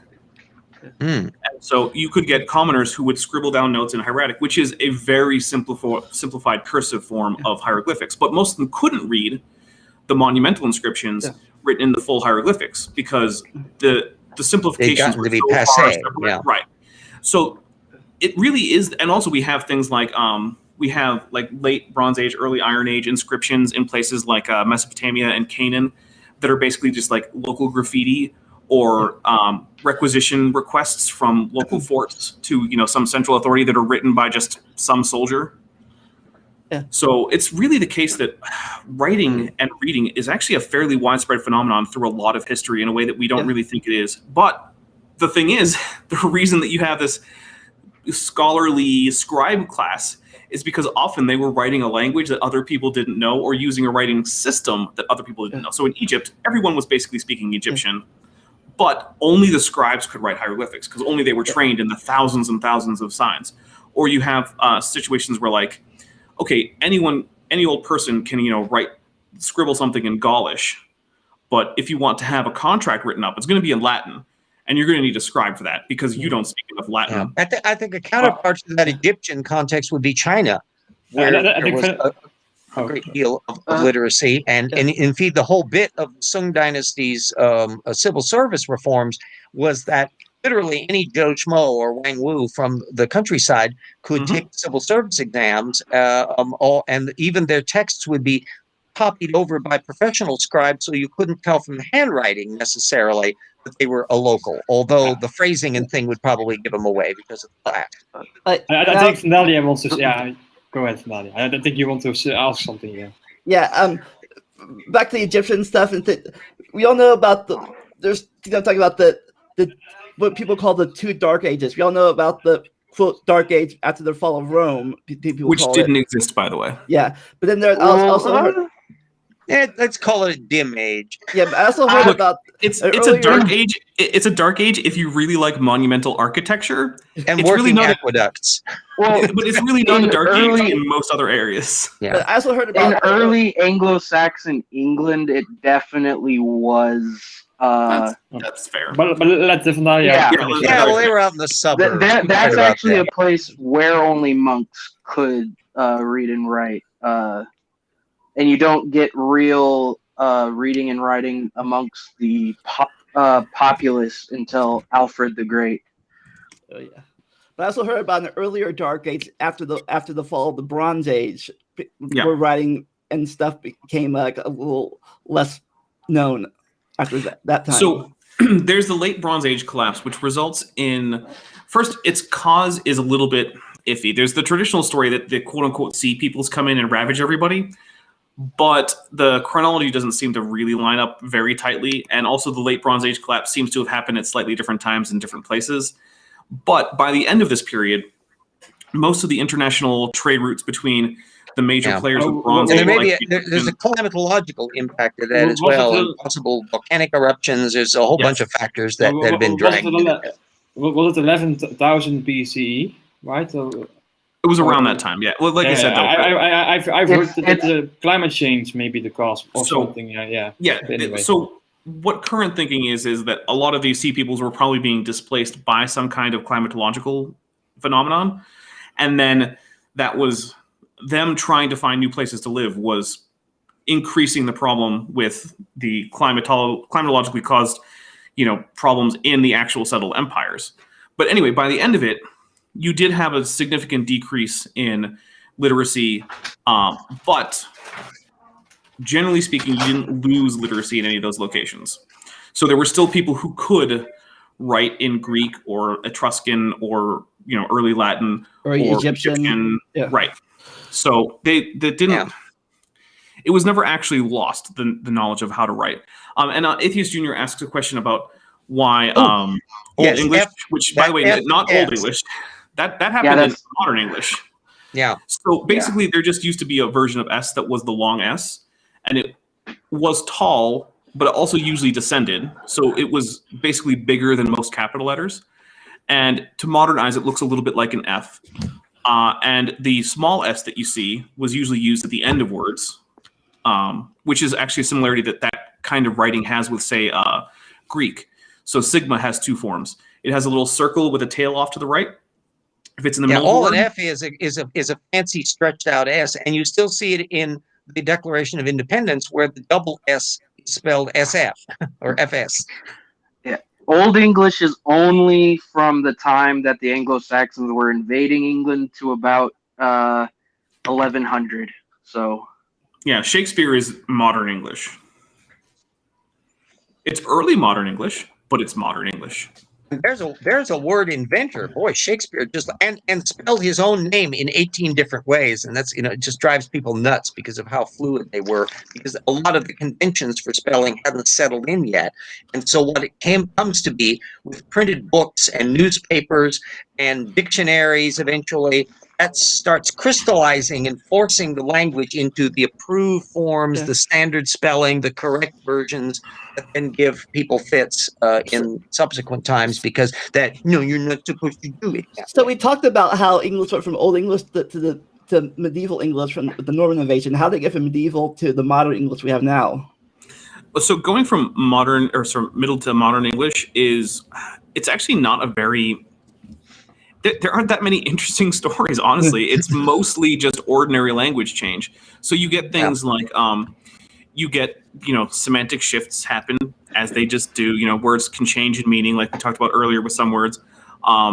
You get one of the most important changes is the great vowel shift that happens, where a lot of what were long vowels in earlier forms of English start to become diphthongs, and a lot of the short vowels end up changing in quality. And so you give get a couple examples of that so everyone would get the gist. So, sorry. Oh, go ahead. Dean. So, like how in West Saxon it's speka, eventually that long e becomes speaka, and then you drop the at the end, and it's speak. Stuff like that. Let me think of another one. Do you have any, Dapper? So one is that the E sound in earlier forms of English often becomes I in many words. Yes. So, for instance, the word knight, like we talked about, like the guy on the horse with the armor, the I in that word was originally pronounced as an E, and you would pronounce all of the sounds. So you get knecht is the older version of how you pronounce that word. But then you start to drop the K because it's a little tough to say. The H sound starts to go to an H, and then it drops out entirely in most cases in modern English. And then one of the last things that happens is you go from neat to night with a diphthong. Nights are neat. Yeah. Neat. So it used to be pronounced knecht or knecht. Knecht. Yeah, knecht. It sounds a lot like the word knecht in my language. There's a good reason for that. Yeah. Frisian and English are usually grouped together, and I know Frisian is pretty close to, at least geographically, to Dutch. Right. It's much closer to English linguistically, although it depends on whether or not you want to count Scots as a language. Lots of Scots speakers would like to. Theoretically, each language as a population blob would be an adaptive landscape with various vowel and consonant pronunciations in a distinct language form. And as it's shifting around, you would see the things rising and falling and merging and structuring in that higher level mathematical concept as the languages are shifting and mutating. And it's an exact counterpart of what's happening at the genetic level in the evolutionary process. Yes, there is one big difference, though, which is that generally speaking, in evolutionary biology, when you're using like fitness landscape modeling, the fitness landscape is usually something that is extrinsic to the organisms trying to navigate it. Yeah. That's not so true in language. It's not actually clear from linguistics whether or not any particular language is better suited to an environment. So, for instance, if you were to completely take the population of France and the population of some other country with a similar population, right? Let's say, I don't know, I'm just going to pretend Uruguay has a similar, well, let's go with something less Indo-European-y. Let's go with Vietnam, right? And you had a machine that you could just swap their languages like that. And somehow you could change all the street signs at the same time into, so now France, everyone speaks and reads Vietnamese, all the signs are in Vietnamese. And in Vietnam, everyone, although odd that I picked a former French colony, but whatever, who cares? Yeah, whatever. Everyone now speaks fluent French. All the signs are in French. All the books are in French. They don't even remember the old language. It's not clear that people would do worse in France speaking Vietnamese, or that people in Vietnam would do worse speaking French. I agree. I don't think languages have an adaptive and selective element, and of course they don't reproduce in the way that an organism does genetically. But that it's a very different dynamic there. But that. If I may interject for a moment, like I about the word knecht, the old word for night. The word in Dutch knecht actually means servant, so the meaning has also changed over time, I think. Right? Yeah. That was the original Old English meaning too. Yeah, servant. It changed during feudal times when knights, they were actually servants of the king, but well, they also more became often the local warriors. lord. Yeah, but real fast. But with that brings up the two last points I want to talk about before we have to wrap it up for Dapper's big event. But, again, like genetics, like how, like they say, no, never give birth to that. Like how a wolf never gave birth to the first dog. Like a Latin user never gave birth to the first Italian speaker. Yeah. If you were to trace somebody speaking the languages in England 1,000 years ago down to the present, there would be no point at which people communicating don't understand each other. And yet we reach the stage where the language being spoken in that first group versus the language that's being spoken now is significantly different. Yeah. Hey, an Dapper, interesting exercise if it were possible. Oh. Did you say that Thailand had a similar population to France? What country did you say? I picked Vietnam. I don't actually know if they have similar populations. I just decided to ignore that qualification. I was curious, so I Googled it, and Thailand and the United Kingdom have almost the exact same population. Sorry. Oh, interesting. I was going to say a thing, and then I'm sorry. Sorry, that just completely erased my train of thought. It was something about a fun activity. Yes, a fun activity. A fun activity, if it would be possible, would be to take a sample of just some random speaker of a language for every decade, right? So you get someone from the 2010s, they get to just say something in English. Then get someone from, the 2000s, the 90s, the 80s, go all the way back. And the thing is, anyone could almost certainly understand the samples, probably 5 or 6 samples ahead and behind them. But you start getting to like 10, 12, 20 samples, and suddenly that comprehension is going to just drop off. And so you get this diachronic continuum as opposed to like synchron. This is another interesting linguistic term, everybody. Diachronic is when you're taking a look at language or system of languages or dialects across time. Synchronic is when you're taking a look at them as they exist at a single point in time. But you can get a diachronic continuum of intelligibility. So for instance, most modern English speakers, and by modern I mean living, have a bit of trouble getting through the King James Bible, and they probably are going to make some mistakes. Similarly, they have a few more troubles with Shakespeare because it is a bit earlier. Most modern English speakers can't get through Chaucer at all. They need help from a translation. And back to Beowulf, get a stick. Yeah, I was going to say Beowulf. Right. But on the other hand, if most modern English speakers have no trouble, say, reading the Constitution of the United States, right? It's a little funny. They use a few weird words here and there, and the phrasing is a little off. But it's very hard to find a modern English speaker who couldn't understand it adequately.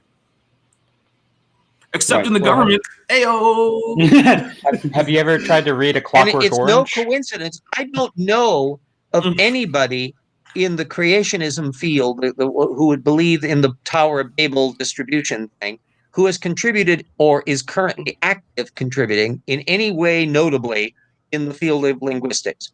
No, I haven't even heard of a young Earth creationist attempt at linguistics beyond a young Earth attempt at ethnography, which is not the same thing. And so Answers Research Journal, you get stuff that's sort of buzz past it at 80 miles an hour, but it's all completely useless. Well, and the thing is that they're all trying to do ethnography. None of them are trying to do linguistics. Yeah, and they can never make it fit because their model is chronologically wrong. Yeah. So you're like, so you're basically you're kind of saying, just like how genetics didn't come from Mount Ararat, languages didn't spread out from the Babylon. Also true. Now, I do want to address the most recent comment by Creo Debunk, who says simplicity and ability to express could be selective features. The answer there is basically no and yes. So languages that are significantly deficient at expressing ideas that the speakers need to express will either change or go out of fashion in favor of other languages that are spoken in the area. Sorry, but simplicity is really not one of the, it's not a feature for languages. It's a bit of actually sort of a bug. And one of the reasons for this is that languages tend to be redundant. And so for instance, you might find yourself trying to talk to someone from across a clearing in a forest while there's noisy birds or something, right? And if every single bit of your sentence needs to be clearly heard in order for you to be understood. What happens if you're not hearing all of it? The right, you're going to have a lot of signal loss. Syndrome. Right. Whereas we know in cocktail parties that about half of the signal can drop out and you can still follow the conversation. Mm-hmm. So one of the things that languages tend to do is they all tend to have a somewhat similar amount of redundancy. So words are different enough from each other that they tend not to be mixed up if they are, except in cases where they're used in very different contexts. Like most homonyms don't persist unless the different contexts where you use the homonym or homophone are very different, right? Or we should have like a gene duplication analogy, like similar words, but then they mutate over time to become more distinctly different.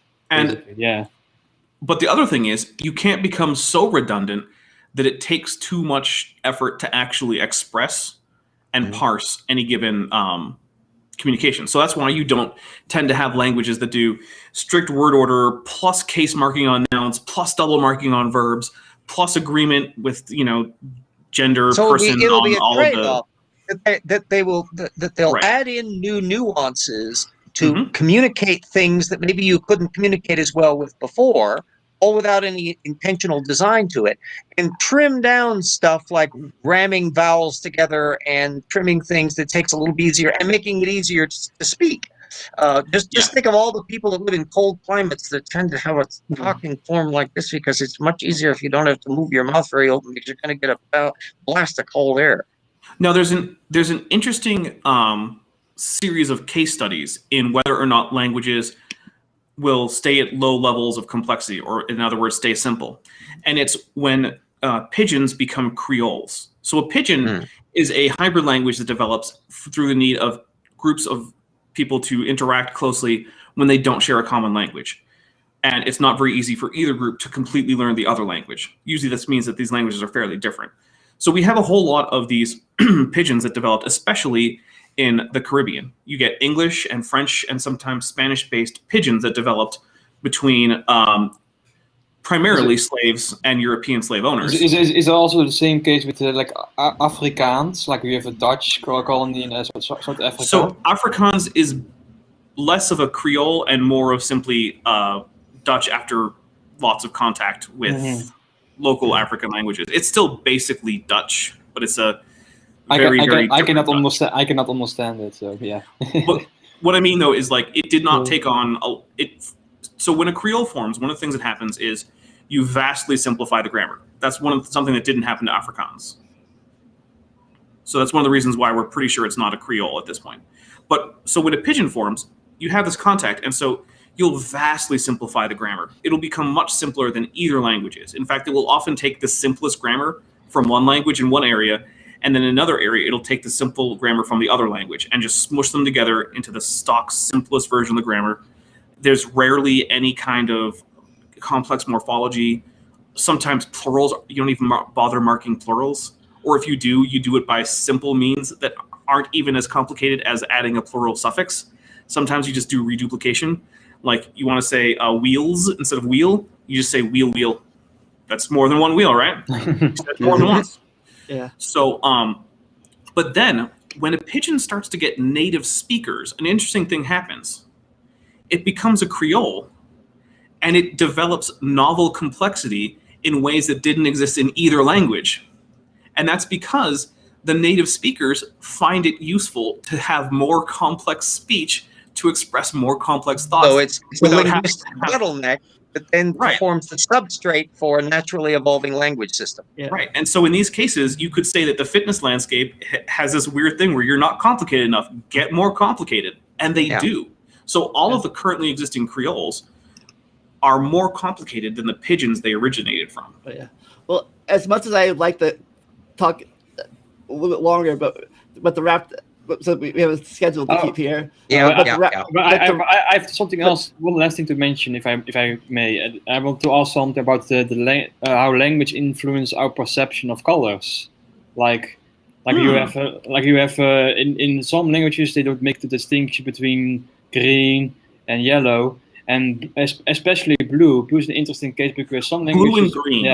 Blue and green. Some languages would have a blue, And blue is one of the latest words to be acquired, and blue is actually related to the word black, because blue was once considered a shade of black, basically. So there's actually a rule of thumb for what basic color terms languages will have. Now, basic color terms are the kinds of things that you would learn in like kindergarten or third grade. We're not talking about things like, umber or burgundy or periwinkle. Those are not basic color terms. Those are sort of sophisticated jargon terms. Color swatch at the paint store. Like the word cyan is not commonly used, cyan. Right. Now, in languages, not every language really has to have color terms. Sometimes people can just say that it looks like an object, and then they can be trying to convey color information, right? So if you're like, it's like a rose or a fire truck or a fire hydrant, well, I'm telling you it's red, because those are all things that are red. Okay. Yeah. Now, if you're going to have color terms, the first two that you get generally are white and black. And anything that's dark in color, you call with the dark word black. And anything that's light in color, you call with the white. The next thing that gets split off tends to be something for red. Yes. The next thing that gets split off then tends to be a green and blue, or a yellow can split off.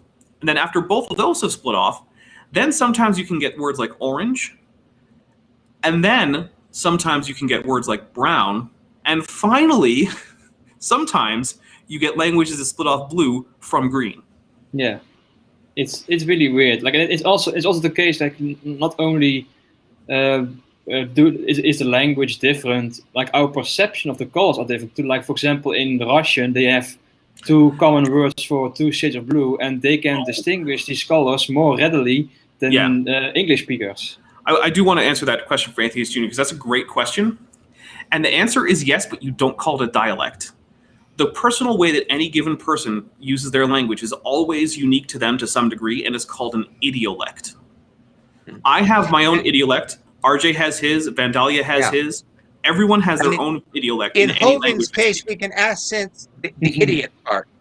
Well, it's more related to the id, as in first person type things. English has cyan. I like that word. Cyan is commonly used. Yeah, cyan is not generally considered basic. Cyan. Yeah. But so cyan is not generally used as a basic color in English. For instance, toddlers don't learn that word. Yeah. When you're teaching, you can think of the basic color terms as the kinds of things that you would teach like a 2-year-old when you're trying to teach them their colors. And so in English, basic color terms include white, black, red, orange, yellow, green, blue, and brown. Yeah. Those are the basic color terms in English. The gray is the maybe in there. You might learn gray as a basic color term, but cyan is generally not in there. No. And then the other things like, auburn or burgundy or indigo. The rainbow color. Yeah. Yeah, it's turquoise, not a basic. Yeah, interesting to see how our perception of even the colors change when we learn new names for the colors. Well, one interesting thing you can see there is English speakers usually have trouble determining the exact hue of colors like cyan or turquoise. So colors between blue and green, English speakers are terrible at figuring out. They just kind of see them all as sort of bluish green blob. Well, and remember, colors are context sensitive, as the blue or gold dress matter demonstrate. Yep. And it's also one of the reasons why I have heard that why blue becomes very late is because the color blue is very rare in nature. It is. Yeah. Basically it's sky and then artificial colors. Yeah. And sometimes water. Sometimes water. Well, to wrap this up real fast, let's talk about we still have an actually created language and how it might have evolved from its origins, Klingon. Well, so the future evolution of Klingon is an interesting topic, and one of the problems is that Klingon is not likely to get a population of native speakers in the foreseeable future. And since that's the case, since everyone is learning it from a written authority, or occasionally that the author who wrote the written authority comes out and adds some new stuff, but it still ends up coming from a single source. So it ends up being a language that is learned from books and not naturally. It's sort of the way people now learn Latin, right? Latin, other than gaining new words, hasn't changed a bit since basically classical Latin, except for the pronunciation, because a lot of people like to pronounce it like it's Italian because they're in Italy and it's the Catholic Church. Yeah, no one speaks it right anymore. Right. Other than that fact, Latin really hasn't changed at all in over a millennium. So Klingon is in a similar situation where there's not a group of people who just speak it as their everyday language at home with their kids. They grew up speaking it. However, if it did happen, there are some odd aspects of Klingon that I do think would change. One is the way that it handles comparatives and superlatives. It's extremely clunky and kind of stupid. And I don't want to get into the way that it does it because it takes a while to explain, which is one of the reasons it's clunky and stupid. I personally think that is one of the first things that would change. There's also a grammatical particle that it's technically a pronoun, and it refers to the previous sentence and uses the previous sentence as the object of the current sentence. And the particle is e. And it's not used when the following sentence has the verb to want, nech. And I think that is something that might expand in a future version of Klingon with native speakers to other verbs that have to do with state of mind. So like khub, which means think. I think that verb might stop requiring that pronoun to refer to previous sentences. So I think that might be a thing that would change. I've heard people argue on the basis of supposed ancient Klingon that the double marking system might further simplify. I don't think that's actually very likely because Klingon is pretty dependent on the double marking system for verbs, where you mark both the subject and the object of the verb for person and number. There is one exception though. There's a prefix lu, which indicates third person singular object and third person plural subject. And it's the only case in where you have both third person subject and object where you use anything other than the null prefix, which is just nothing. You just don't have one. So I think that's going to go away. It's actually one of the things that is it's one of the most common quote unquote mistakes among people who speak Klingon is to forget to use the lu suffix. So yeah, but that's a lot of them. Yeah. So could if an English speaker is speaking Klingon, if an English speaker could an English speaker speaking Klingon understand a Spanish speaker speaking Klingon? Yes. Yeah. I usually don't have trouble parsing out the Klingon of, say, the most common other language to approach Klingon from is German. And I usually don't have any problem there. Yeah. They will have accents. Oh, probably. Yeah. They often will. For instance, English speakers usually don't get the Klingon R sound right. It should be rolled. So it should be, then it's more easier for me because we roll the R's very much in Dutch. So the Klingon R is a trill, so it should be rech rather than rech. But a lot of native English speakers will go with the English sort of approximate R, which is incorrect. The other thing is English speakers are more likely to drop certain sounds like the which is a velar.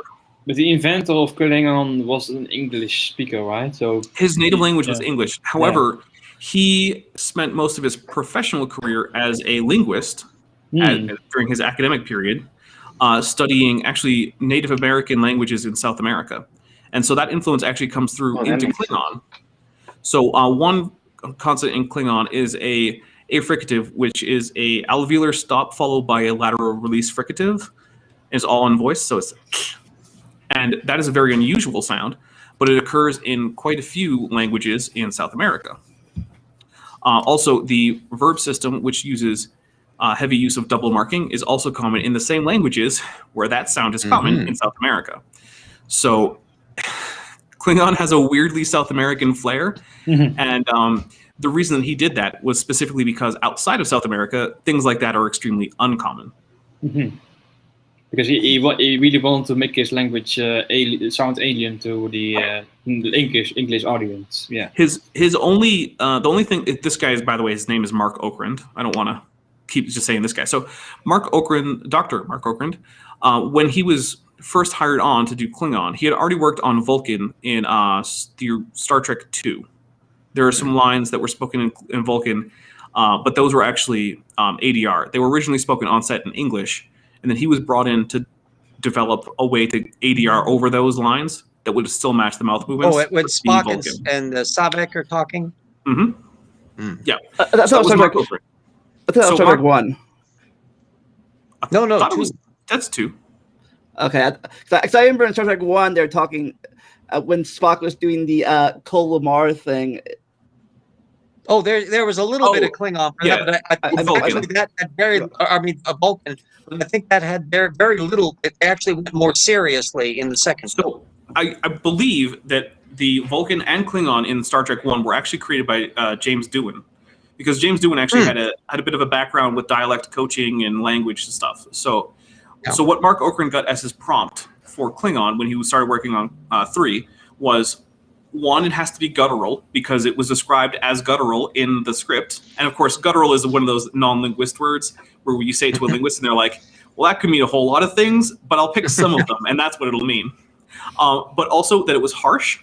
Again, that doesn't really mean anything in linguistics terms. Yeah, that was Mark Lenard of the Klingon in the first film. Yeah. So the other one, though, was that he had to use those lines from the first movie. Those had to still make sense. So if you learn Klingon now and you watch Star Trek the Motion Picture, the Klingon lines are proper Klingon, even though at the time they were just gibberish syllables. But yeah, that was basically his entire prompt, was harsh, guttural, and make the lines from the original movie fit. And that was it. And he was like, okay, well, hey, let's make a language. And so he actually made very little beyond what was absolutely necessary for the script. So he would receive the script, and there would be lines that are like, these lines are in Klingon. And so if he didn't have a word, he would make one up on the spot, write it in, write down his word somewhere. And it wasn't until the publication of the Klingon dictionary sometime in the 80s that he actually filled up a dictionary with more words. And even then, it was only a few hundred. And since then, Klingon vocabulary has grown to now it's, I think it's around 3,000 or 4,000 words, which is about as big as many languages are. Yeah, well, Tolkien did kind of the same thing with Elvish, didn't he? Because he just loved writing in it. Yeah, basically. So yeah, that's sort of the external, real-world history of Klingon as a language. And now there are Facebook groups and websites and Discord servers, and there are even some Twitch streamers where you can go on and chat to them in Klingon. Nice. So, diehard fans, yeah. Anything coming up on any of your channels you want to talk about, or you're doing? Well, my next big thing is I'm going to be having a debate against Flat Earth Aussie on Modern Day Debate. Oh, and then condolences. It'll be fine, I think. Then I'm going to be doing an after show after that. Tuesday, I'm going to do like a belated birthday / 5K subscriber thing. I'm just going to be live for a while. And I'm gonna have like stupid videos to look at. We're gonna have topics. We can talk about linguistics and stuff like that.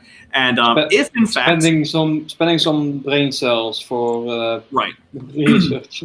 Now the other thing is, if in fact the Dr. Dino Kenthoven versus Dr. Stern Cardinal debate goes through, which is supposed to be on that day, I will probably stop the stream for the duration of the debate.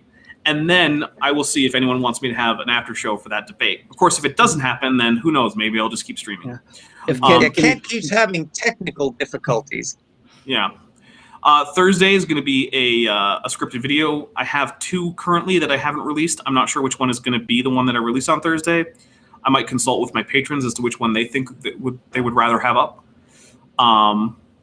Which means, if you want to say, just join the Patreon. Wink, wink, wink, wink, nudge, nudge. That would actually also include my channel members, because I'm going to ask on the private Discord server that is for channel members and patrons. Yeah, other than that, I mean, the next Saturday I'm probably going to finish up the Spirit Science History. I was originally going to do that today, but then I realized I'm on this, and I'm on a debate, and I'm going to do an after show. There's only so much streaming I want to do in one day. That's how I got confused. Okay, my bad. Hey, about you, RJ? Anything coming up on your channel? The usual Wednesday. We've got fun and games coming up on that, and mainly I'm now knee deep in just working on finish the Behemoth section of the new Rocks book, and moving on to Leviathan. And about me, like, I don't do much for my channel. I help Jackson Reed with his videos for his scripts, but I do have one video where I like made a remixed version of our nuclear energy talk. With that was a good thing. I like the chapters and the visual aids. Was very useful. So if you want to, of course, I will always recommend checking out the original too. But if you want to see the video in a more concise or more compressed manner, then go check out my video on nuclear power. Somebody could do something on Louis Gohmert's suggestion that we could move the Earth's orbit to deal with climate change. Yeah, that's going to be really easy. Just find a really big planet to swing by us. That'll do it like Q did, like this. What about you, AJ? Anything coming up in your channel? He's not here right now. AJ's been raptured. He's been AFK for a long time, I think. Maybe. No. And what about you? What about you, VB? I have. I'm back. No, okay. I have some interviews. Can you hear me? Yes. Yep. Can you guys hear me? Yes. Yep. Okay. I have an interview coming up with Robert Reed, and then in August I have Hemant Mehta, the Friendly Atheist, coming on my channel for an interview as well. Yeah, that's gonna be a good video, definitely. So excited about that. What about you, VB? Anything coming up in your channel? Do you have anything? I'm currently working on my first ever video. It's going to be on the fall of Roman Britain. Nice. Ooh. All right. Well, I'm anxious to see that. That sounds like a lot of fun. Cool. If we had more time, I'd ask you if you. Well, Dapper, if we had more time, I asked you to pronounce my closing statement in Klingon, but probably need time to learn how to do that. I mean, I would. One of the problems is most phrases in English can be translated in a couple ways in Klingon, and I would have to think about which one would be most appropriate. But I'll tell you what, I will think about it and get back to you, and then later you can have it in Klingon. All right. Well, in the meantime, I guess let's talk to say in English. Never stop learning and enjoy the randomness. We'll see you next time. Bye. Bye. Bye.